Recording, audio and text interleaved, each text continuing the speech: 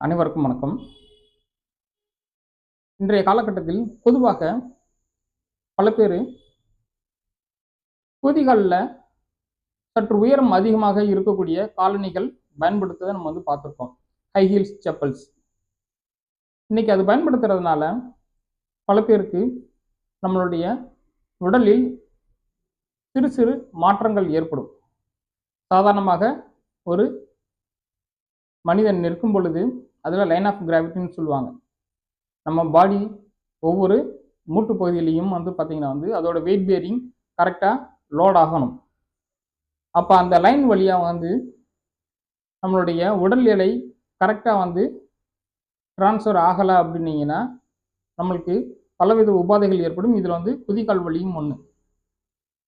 இப்போ நம்மளுக்கு தெரிஞ்சிருக்கும், ஹை ஹீல்ஸ் போடும் பொழுது தரையில் இருந்து ஒரு 1/2 இன்ச்சில் இருந்து 3/4 இன்ச்சு வரைக்கும் ஹைட்டில் இருக்க வேண்டிய குதிகால் இன்னும் கொஞ்சம் அதிகமாக இருக்கும். அப்படி இருக்கும்போது ஜாயிண்டில் பார்த்தீங்கன்னா மொதல் அப்டார்மல் ஸ்ட்ரெஸ் விழுக ஆரம்பிக்கும். முக்கியமாக இந்த ஆங்கிள் ஜாயிண்ட் சொல்லக்கூடிய முட்டு பகுதியில். அது போன்று முழங்கால், இடுப்பு பகுதி, முதுகு தண்டோடும் கழுத்து வரைக்கும் இது ஒரு அப்நார்மல் வெயிட் லோடிங் கிரியேட் ஆக ஆரம்பிக்கும்.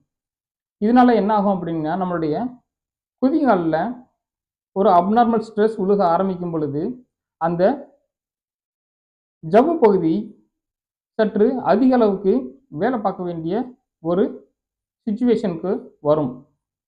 இதனால அங்கே என்ன ஆகும் அப்படின்னீங்கன்னா, அந்த சவ்வு பகுதி சின்ன சின்னதாக பார்த்தீங்கன்னா மைக்ரோ இன்ஜுரி அப்படின்னு சொல்லக்கூடிய ஒரு சிறு பாதிப்பு ஏற்படும். இதனால பார்த்தீங்கன்னா அங்கே டிஷ்யூ ரிப்பேரிங் ப்ராசஸ் நடக்க ஆரம்பிக்கும். பொதுவாக ஒரு டிஷ்யூ ரிப்பேரிங் ப்ராசஸ் நடக்க ஆரம்பிச்சிருச்சு அப்படின்னீங்கன்னா, புதிதாக உருவாகக்கூடிய அந்த டிஷ்யூஸில் பார்த்தீங்கன்னா பழைய டிஷ்யூவில் இருந்த மாதிரி ஒரு எலாஸ்டிசிட்டி பவர் இருக்கிறது கிடையாது. ஸோ இதனால தான் பார்த்தீங்கன்னா இந்த ஹை ஹீல்ஸ் பயன்படுத்தும் பொழுது நமக்கு குதிகாலில் இந்த கல்கினியர் ஸ்பர்ன்னு சொல்லக்கூடிய பாதிப்புகள் வேகமாக வந்துடும். தேங்க்யூ ஃபார் வாட்சிங் வீடியோ. Thank you very much.